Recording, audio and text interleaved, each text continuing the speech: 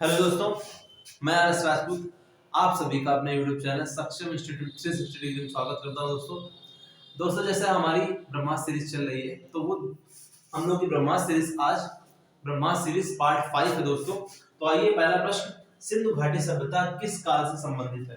दोस्तों ये बहुत इंपॉर्टेंट क्वेश्चन है, पूछ लिया जाता है, पूछा जा चुका है। ठीक है दोस्तों, तो इसको करते हैं। देखिए जो आपकी सिंधु घाटी सभ्यता है वो आद्य ऐतिहासिक काल से संबंधित है। आद्य ऐतिहासिक काल, इसको लिख दीजिए फटाक से, आद्य ऐतिहासिक।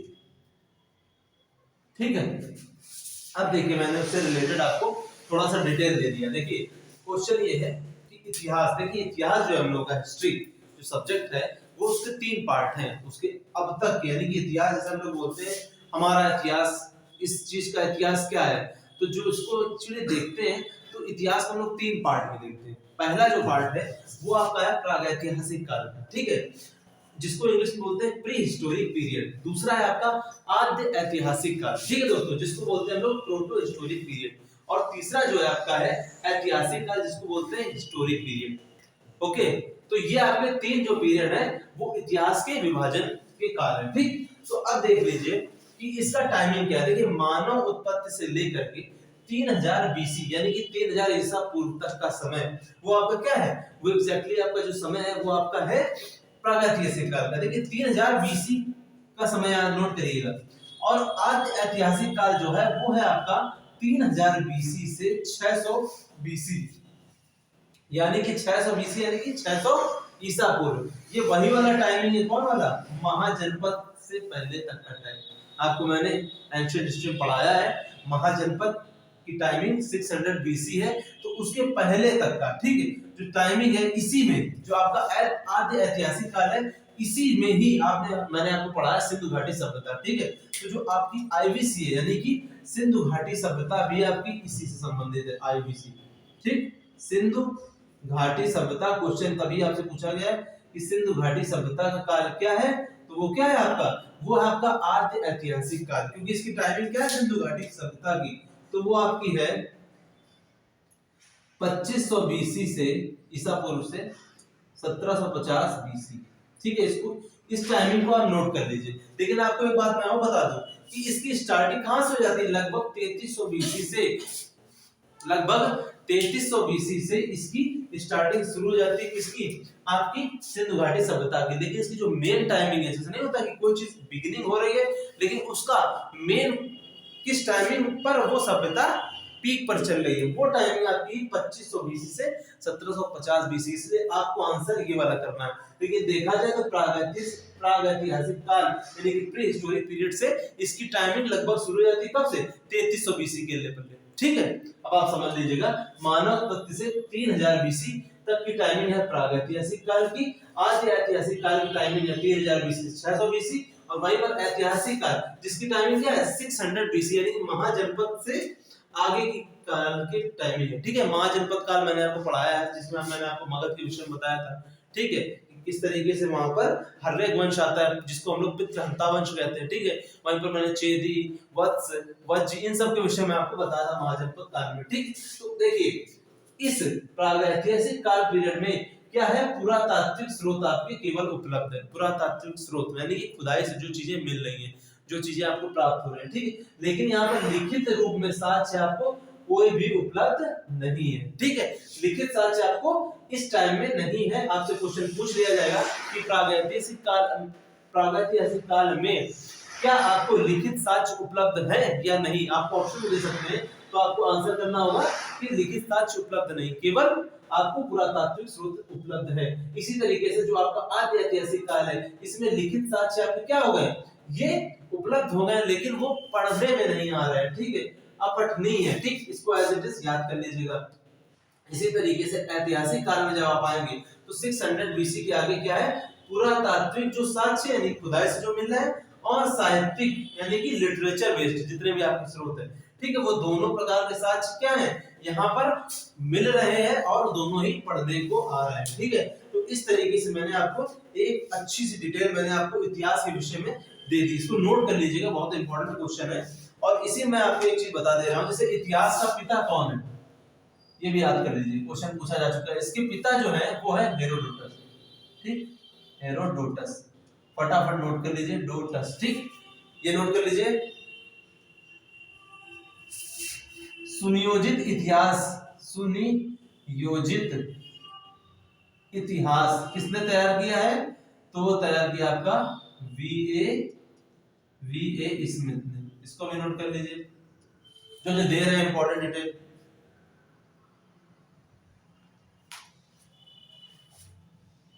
देखिए, प्राचीन भारतीय इतिहास, प्राचीन भारतीय इतिहास की पहली बुक, ठीक है, पहली बुक आप याद रखिएगा। तो पहली पुस्तक है जो हमारे एंशियंट हिस्ट्री के विषय बताती है, वो आपकी है राज तरंगिणी।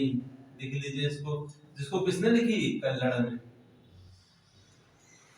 द्वारा रचित, लिख लीजिए।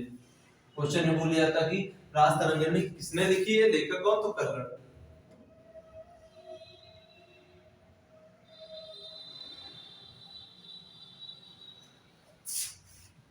एक और है कि भारत के प्राचीनतम शासक, भारत के प्राचीनतम जो आपके शासक माने गए एंशिएंट हिस्ट्री में सबसे प्राचीन, वो है आपके वैवस्वत मनु। लिख लीजिए, ये भी क्वेश्चन पूछा जा चुका है, ठीक है। सब इंपॉर्टेंट क्वेश्चन है आपके हिस्ट्री बेस, इससे ऊपर आपसे क्वेश्चन नहीं पूछा जाएगा। अगर क्वेश्चन पूछा गया तो इसमें फिलहाल इतना ही पूछा जाएगा, ठीक है दोस्तों। तो इसको फटाक से नोट कर लीजिए। फिर आते हैं सेकंड क्वेश्चन में। दूसरा जो क्वेश्चन है दोस्तों, वो है भारत की संविधान सभा ने राष्ट्रीय ध्वज को सर्वप्रथम कब आपका स्वीकार किया था, ठीक है। इस क्वेश्चन को आप नोट करिए। क्या है? भारत की जो आपकी संविधान सभा है जिसने राष्ट्रीय ध्वज को सर्वप्रथम स्वीकार किया, तो वो जो डेट है दोस्तों, वो डेट है आपकी 22 जुलाई 1947। पहले तो नोट कर लीजिए, 22 जुलाई। क्वेश्चन बहुत इंपॉर्टेंट है, ठीक है। आपकी संविधान सभा ने राष्ट्रीय ध्वज यानी हमारा क्या है, तिरंगा है, उसको सर्वप्रथम कब स्वीकार किया? तो वो डेट है आपके 22 जुलाई 1947 को, ठीक है। संविधान सभा गठन किसके तहत हुआ था? तो मैंने आपको बताया है कि ये हुआ था कैबिनेट मिशन, कैबिनेट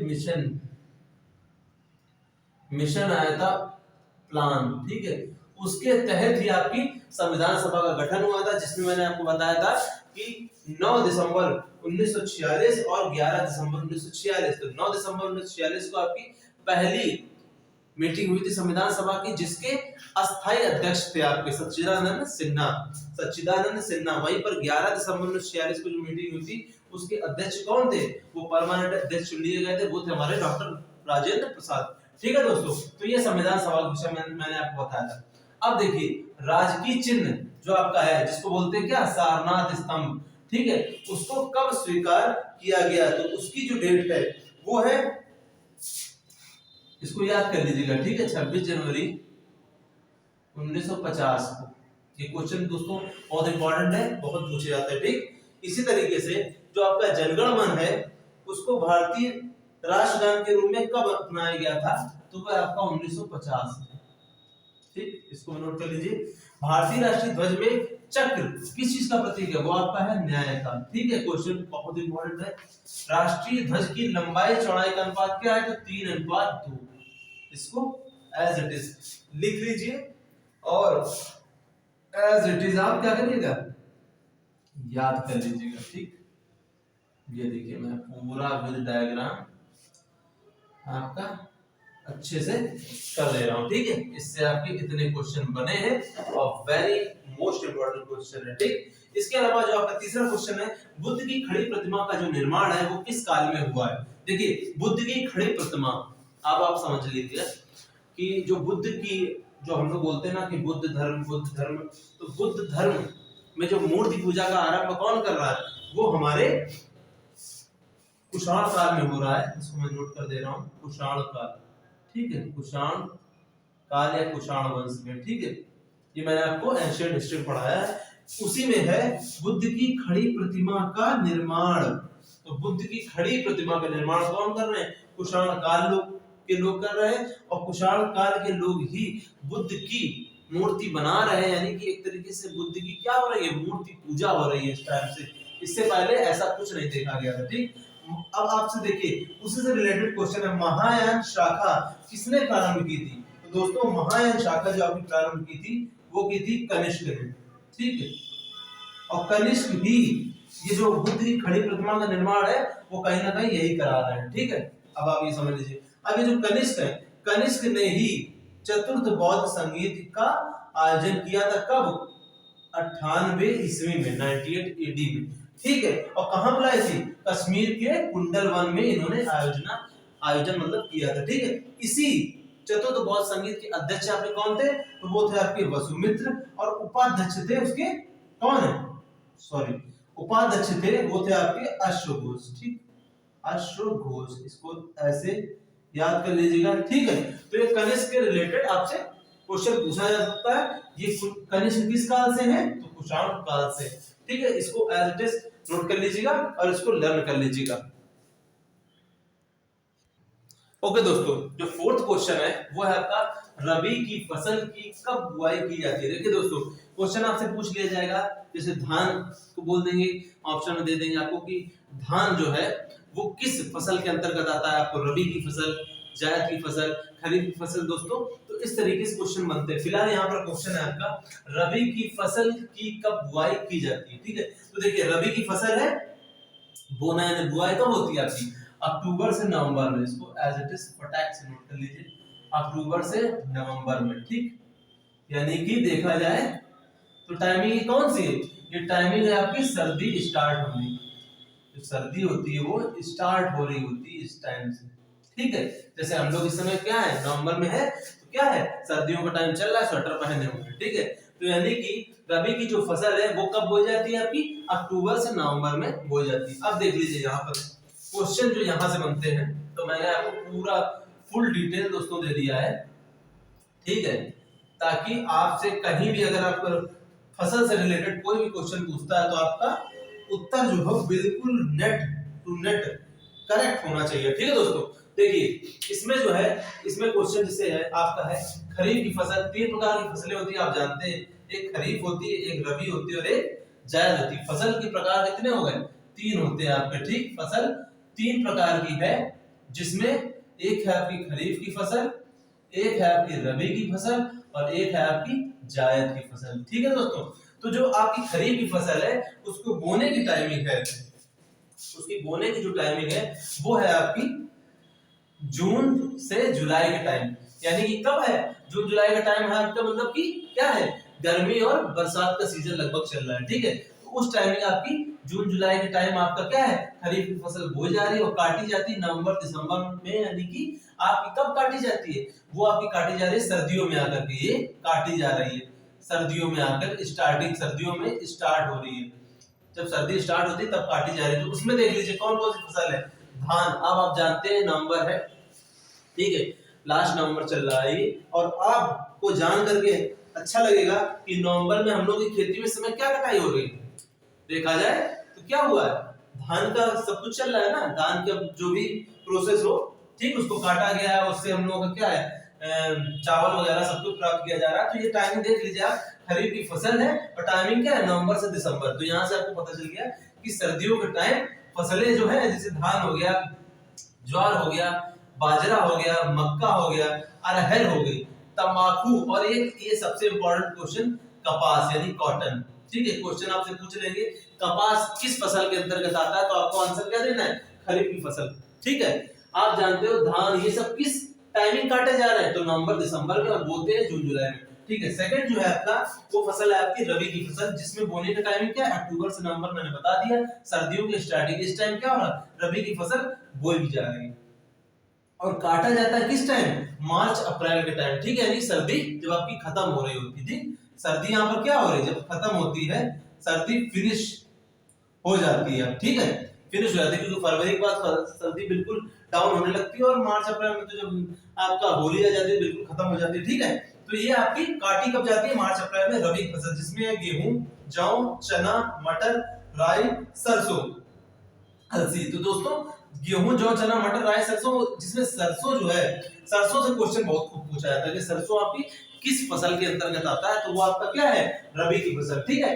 अब आते हैं जायद की फसल। जायद की फसल जो दोस्तों है वो आपकी क्या है, एक तरीके से रसीले फल जो नहीं होते हैं, गर्मियों में आते हैं, जैसे जब लू वगैरह चलती तो उस समय हम लोग को किस तरीके के फल चाहिए होते हैं, जैसे जिनमें क्या होता है, पानी भरा होता है, जैसे तरबूज हो गए, खरबूज हो गए, खीरा, ककड़ी, देखिए ककड़ी हो गया, खीरा हो गया, तरबूज, खरबूज, और इसी में ही एक तो आपका मूंग है और उड़द, ये भी याद कर लीजिए। ये जो दो प्रकार की दालें जायद की फसल के टाइम आती हैं, जिसकी टाइमिंग क्या है बोने की, मई जून में, यानी कि गर्मियों में आप बो रहे हो, और जुलाई अगस्त यानी कि बरसात से आगे तक आप इसको काट रहे हो। तो इस तरीके से तीनों प्रकार की जो फसलें हैं दोस्तों, इसकी टाइमिंग लर्न कर लीजिएगा। टाइमिंग सीधे पूछते हैं आपसे, रबी की फसल पूछा गया है, आपसे पूछ लेंगे जायद की फसल की टाइमिंग क्या है, कब बोते हैं, कब काटते हैं। इसी तरीके से खरीफ की फसल कब बोते हैं, कब काटते हैं। और आपसे क्वेश्चन पूछ लेंगे धान हो गया या बाजरा, मोटे अनाज, देखिए मोटे अनाज इसी में, तो बाजरा, मक्का, ये सब पूछ लेंगे कि किस फसल के अंतर्गत आते हैं, तो आपको खरीफ आंसर देना होगा। ठीक है दोस्तों,